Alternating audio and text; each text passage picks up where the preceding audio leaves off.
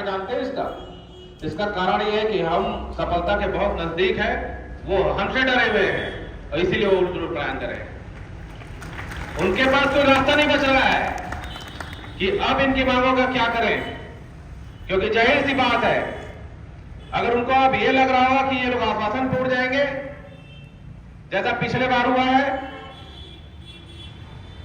लगभग यही बोलते हैं सभी संगठन में। आपको भी याद होगा जब हमने आंदोलन की शुरुआत की, उसी समय हमसे कहा गया कि सचिव लोग 56 दिन की हड़ताल में बैठे थे, जीरो में वापस आए हैं, ये सरकार किसी को कुछ नहीं देने वाली। तो मैं बोला ठीक है, अच्छी बात है, वो 56 दिन बैठेंगे, हम 156 दिन बैठ सकते हैं। अरे 156 क्या, सरकार के बदलने तक बैठ सकते हैं, उस चीज को ना बोले कोई। अगर ये सरकार या किसी प्रकार की सरकार, मैं किसी राजनीतिक पार्टी का सपोर्ट या विरोध नहीं करता, लेकिन एक चीज जरूर कहना चाहूंगा कि जो अगर आंकड़ों में हमको समझते हैं कि ये 6,500 पटवारी या 5,500 पटवारी है, तो उनके लिए स्पष्ट बोलूंगा, जितना वोट आप नहीं पाते हो उससे ज्यादा लोग हमारे हैं।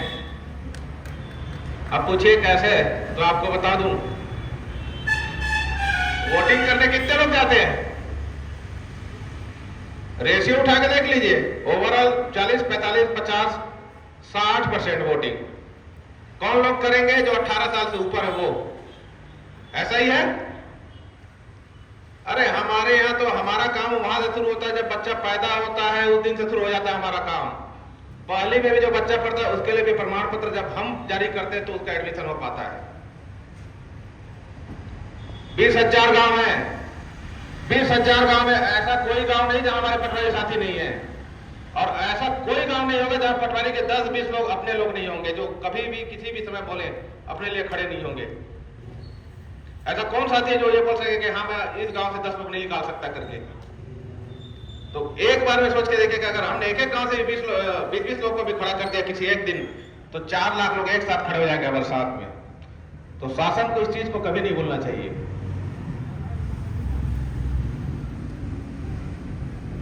ये मांग बोलते हैं, मांग नहीं, ये हमारा अधिकार है, और अधिकार की जब बात आती है तो अधिकार के लिए हम हाथ फैलाने नहीं जाएंगे। हमको जब मन लगेगा, जिस दिन ऐसा लगेगा कि अब हमको तो छीन लेना, तो हम छीन भी लेंगे। सीधी बात है, आपने हमको संसाधन नहीं दिया,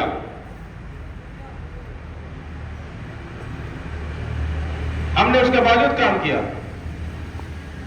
शासन है, हमने आम जन की सुविधा के लिए अपने खर्चे से लैपटॉप खरीदा, कंप्यूटर खरीदा, उसके बाद हमने काम किया ताकि आम जनता को परेशानी ना हो। मगर शासन ने इसका गलत अर्थ उठा लिया। मेरा एक ही कहना था, जब आपके पास संसाधन नहीं था तो आपको भुइयां लॉन्च करने की आवश्यकता क्या थी? उस पर भी आपने भुइयां लॉन्च किया, राष्ट्रीय स्तर पर पहचान मिली, आपको अवार्ड भी मिला, आपने अवार्ड ले भी लिया। अरे 2 लाइन तो बोल देते कि जो अवार्ड मिला है उसके वास्तविक हकदार हम नहीं बल्कि ये पटवारी है जिन्होंने बिना संसाधन के काम किया है। तो बोलने में तो लज्जा आएगी, जाहिर सी बात है। वो इसलिए छत्तीसगढ़ इतना समृद्ध प्रदेश होने के बावजूद भी अगर यहाँ के शासन के पास पटवारियों को संसाधन देने के लिए अगर बजट नहीं है तो बड़े शर्म की बात है।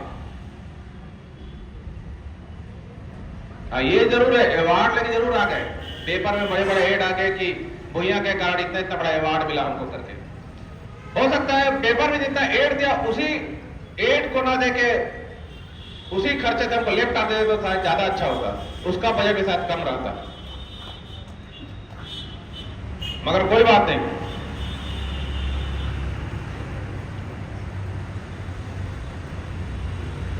शासन अगर ये सोच रही है इस बार,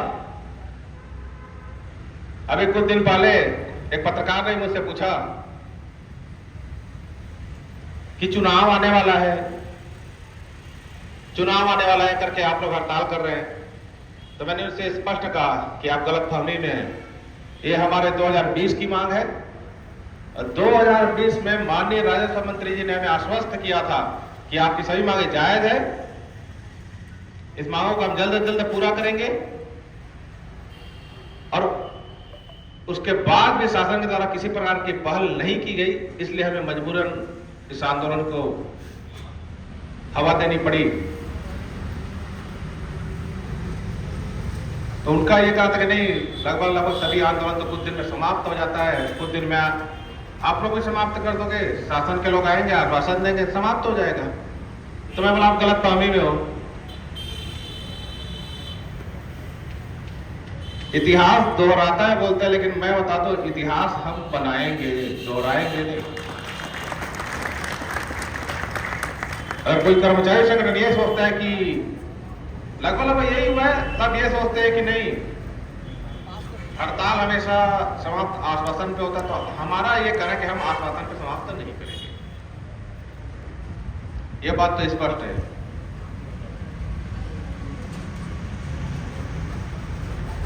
इसके अलावा इस बार के आंदोलन में एक चीज और बोलना चाहूंगा मैं,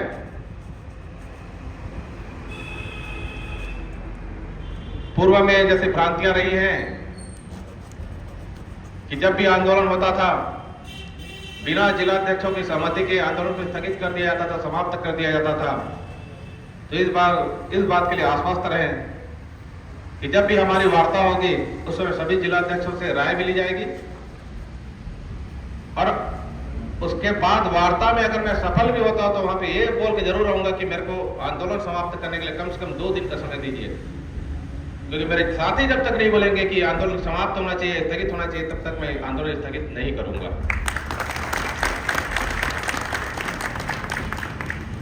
और माननीय राजस्व सचिव महोदय के लिए एक चीज कहना चाहूंगा, आप जो कोई जुलूल बयान दे रहे हैं कि पटवारी लोग घूमने जा रहे हैं, हड़ताल के बहाने अय्याशी कर रहे हैं, सैर सपाटे में निकले हैं, तो हमारा कहना यह है कि उससे आपका क्या जा रहा है? भाई इतने लोग बैठ रहे हैं, वो उनको नहीं दिख रहा है। हाँ, कोई एक जगह कहीं घूमने चला गया या पहले से जो छुट्टी पे था, उनके लिए बिल्कुल वो स्टेटमेंट जारी करेंगे। अरे जब स्टेटमेंट जारी करना है तो आप उन 8 मांगों के संबंध में स्टेटमेंट जारी कीजिए कि हाँ ये 8 मांगे जायज है कि नाजायज है। जायज मांगे तब भी बोलिए और नाजायज है तब भी बोलिए। मगर आपने देखा होगा कि अभी तक इन किसी भी मांगों के बारे में उन्होंने एक शब्द भी नहीं कहा है। सीधी सी बात है, औकात ही नहीं तो नहीं बोल पाएंगे।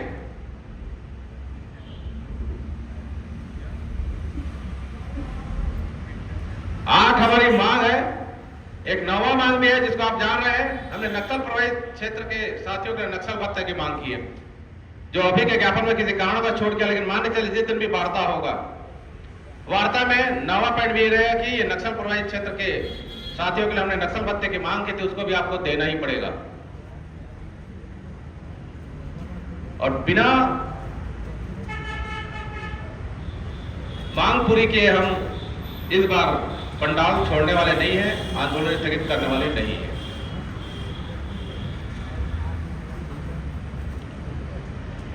साथियों, भरोसा बनाए रखें, समय लग रहा है और लगेगा, मगर जीत हमारी होगी, इस बात के लिए निश्चिंत रहिए आप लोग।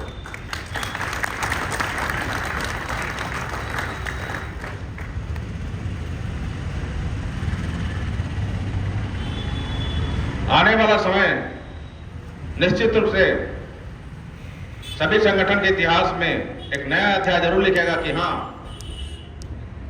राजस्व पटवारी संघ के 5,500 लोगों ने शासन को झुकने के लिए मजबूर किया है।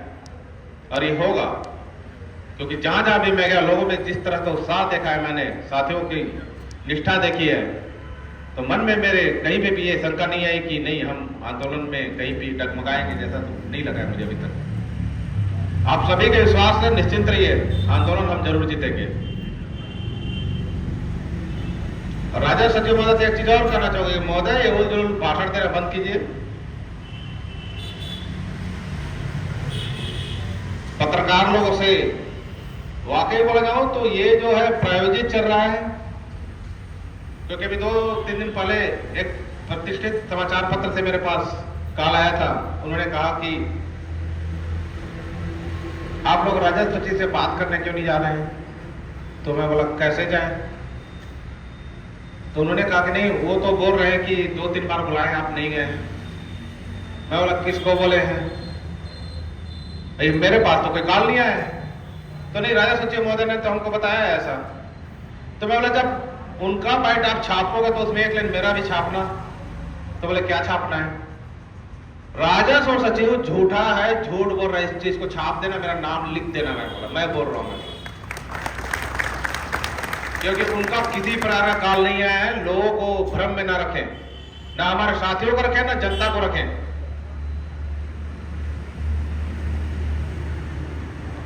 और जिस प्रकार उन्होंने कहा है कि हाँ कुछ दिन में या शायद 9 तारीख तक का अल्टीमेटम दिया है कि 9 तारीख तक अगर पटवारी अपने कार्य पे नहीं लौटते तो उनके ऊपर सख्त कार्रवाई की जाएगी। तो मैं भी उनको 30 दिन का समय दे रहा हूं। 30 दिन से अगर 31वां दिन हो गया तो माननीय महोदय एक चीज याद रखिए, 9 मांग के बाद 10वां मांग जुड़ेगा, 10 के बाद 11, और हड़ताल जब तक चलती रहेगी तब तक एक मांग जुड़ते ही रहेगा, भले ही 365 मांग क्यों ना हो जाए।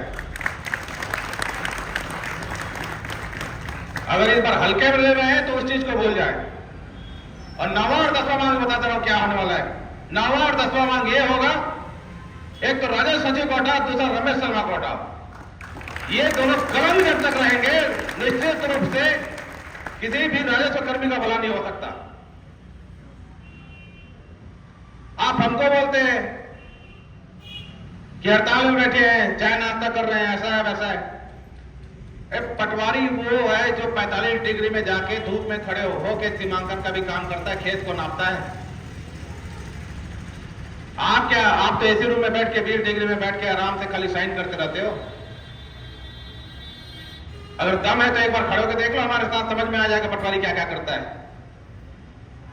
बड़े अफसोस की बात है कि इस समय एलटीएम रहे हैं ये, हमारे ही पैसे का पानी पिए और हम ही को भाषण देते रहते हैं। लज्जा आनी चाहिए ऐसे लोग को। तो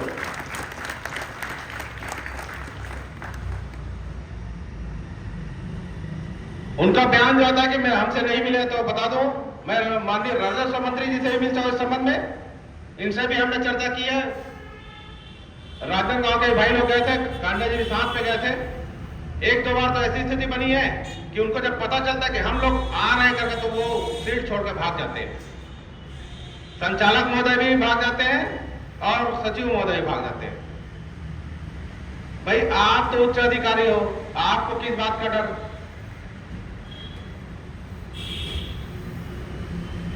सीधी बात वो तो हमारा सामना नहीं करना चाहते, करेंगे भी कैसे? उनको पता है कि जो हमारी हक की लड़ाई है इसको हम ऐसे छोड़ने वाले हैं नहीं, उनके बोलने से भी कुछ नहीं होगा।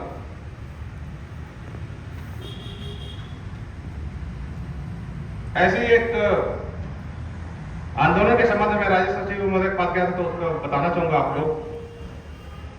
जैसे क्या तो उनका कहना था, आप हड़ताल क्यों करते हैं यार, जब तक हड़ताल करते रहते हो? तो मैंने उनसे कहा क्यों हड़ताल नहीं करेंगे सर? मैं बोला क्यों नहीं करेंगे बताइए। मैं बोला जब जब हमारे अधिकारों की बात आएगी, हमारे हक अधिकार की बात आएगी, दूसरे दिन मैं हड़ताल खड़ा करूंगा और करके रहूंगा। मैं बोला जिस काम के लिए आप उस फाइल की स्थिति बताइए, क्या करना चाहते हो उसमें आप, तो हो जाएगा बोलते हैं। मतलब हो जाएगा, कब होगा बताइए?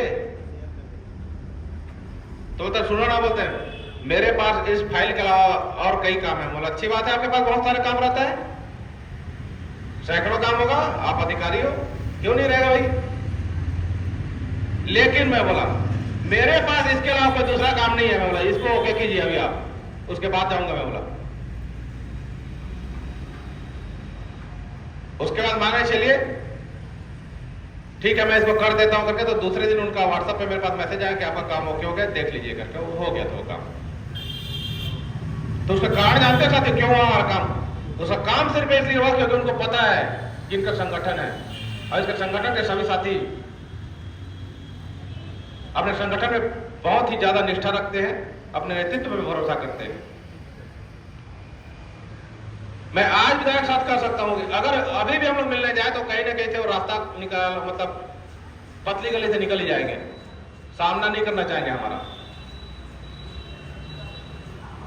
हम बोलते कोई बात नहीं, सामना मत कीजिए आप।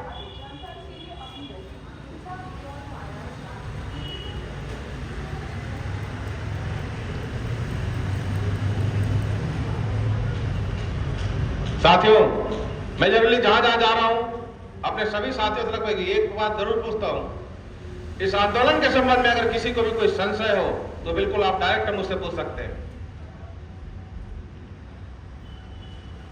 या कोई सुझाव हो इस आंदोलन को और कैसे आगे बढ़ाया जा सकता है,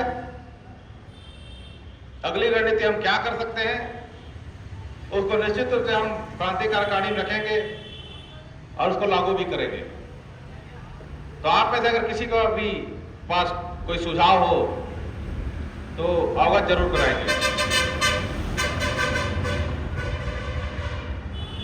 बाकी हड़ताल के संबंध में इतना निश्चिंत रहिए आप लोग, मांग पूरी नहीं होते तक हम डटे रहेंगे और किसी भी स्थिति में इस बार मांग पूरा कराए बगैर तो उठेंगे नहीं।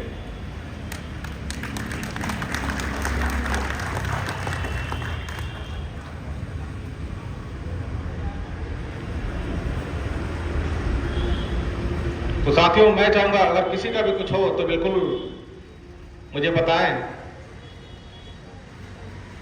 या थोड़ी देर में बता सकते हैं, अभी काफी समय भी हमारे पास।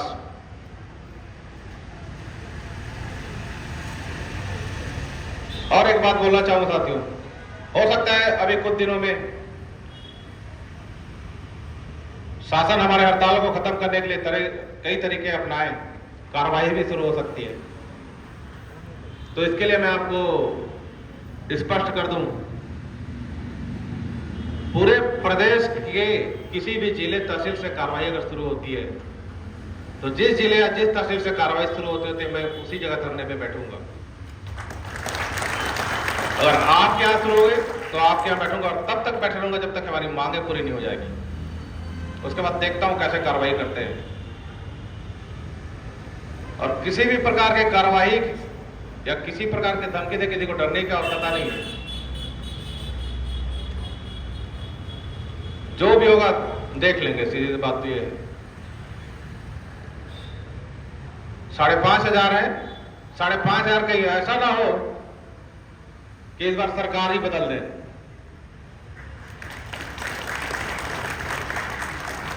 और सब बात की एक बात बता दूं, अपने किसी भी अधिकारी पर भरोसा मत कीजिए। अगर भरोसा करना है तो केवल और केवल अपने पटवारी साथी पे भरोसा कीजिएगा। आपका पटवारी साथी ही काम आएगा, कोई दूसरा कभी काम नहीं आएगा।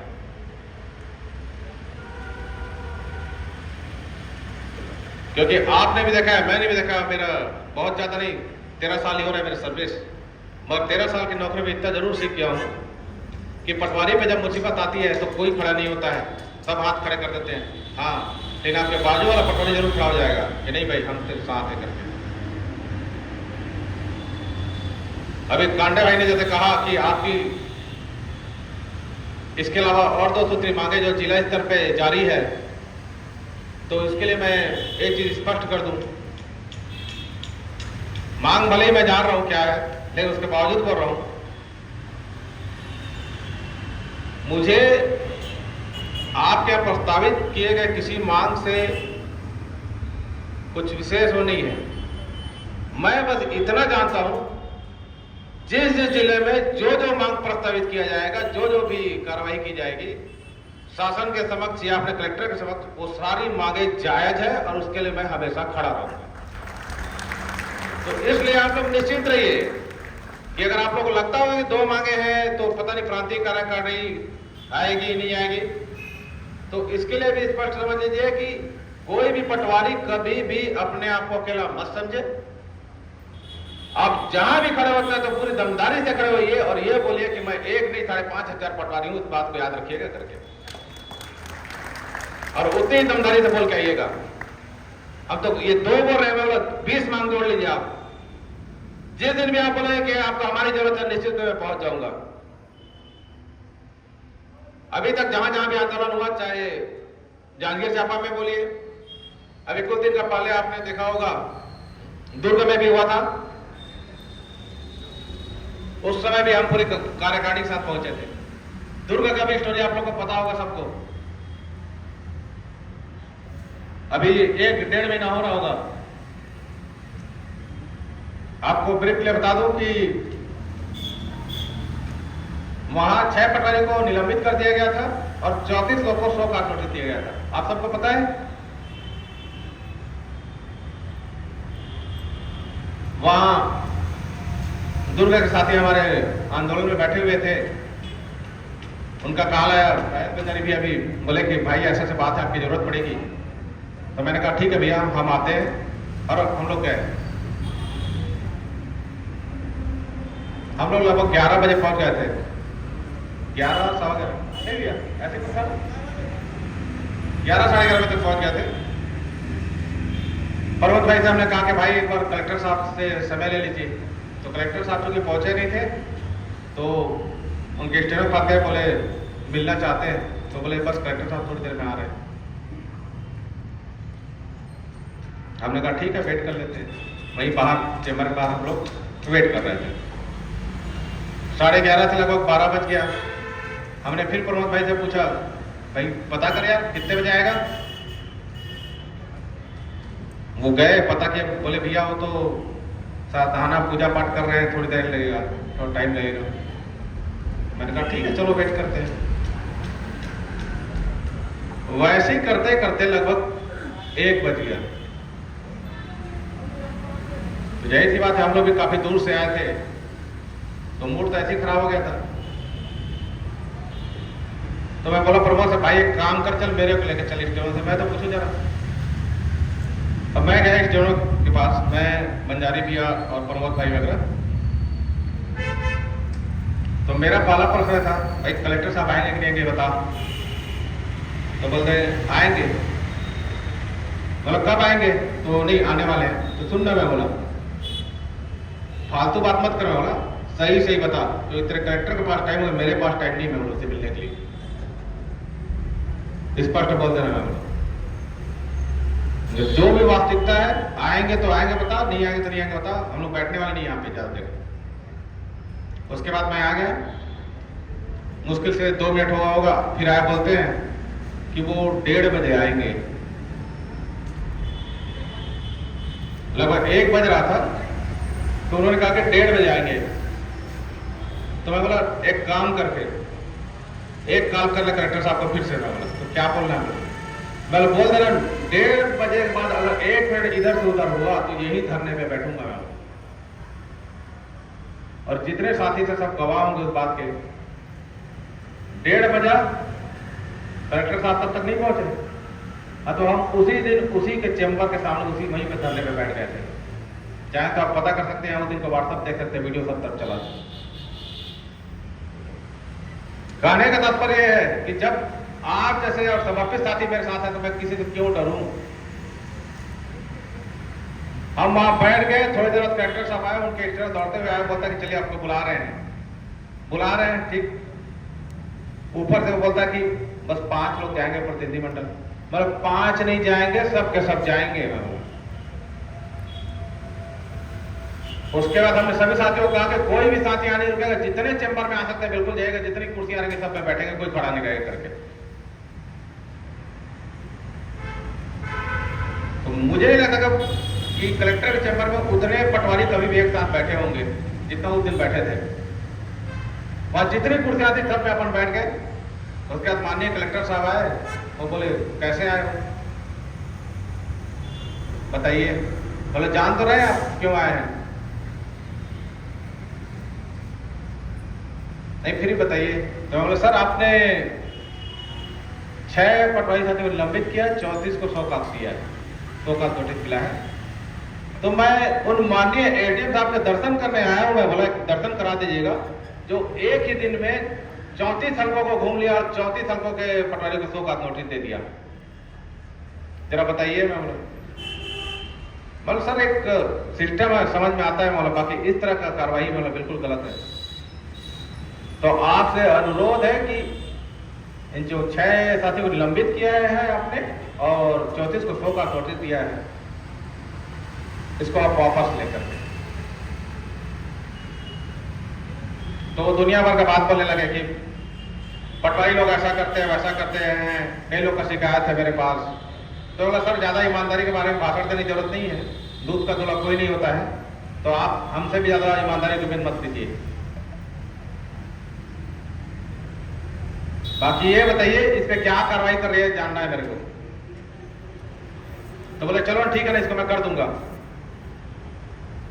तो मैंने उनसे कहा फिर कब कर देंगे ये बताइए, वही तो जानना चाहते, स्पष्ट कीजिए आप। तो उतने में वो बोलते हैं प्रमोद को देख रहे हैं सिर्फ पंचायत का कैसा एटीट्यूड है। तो बोले सर मैं ऐसा ही हूँ, सीधी सी बात है, मेरा एटीट्यूड ऐसे ही रहता है। अब आप बताइए कब करने वाले हैं इसको।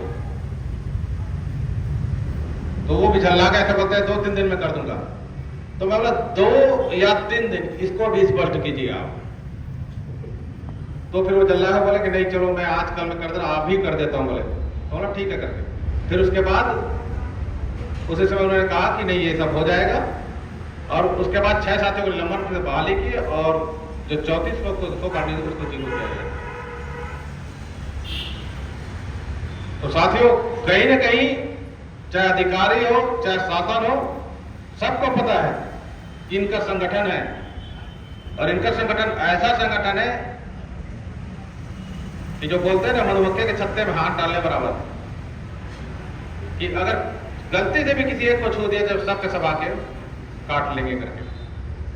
और उसका कारण यह है कि उन सबको पता है कि एकता में बहुत शक्ति होती है।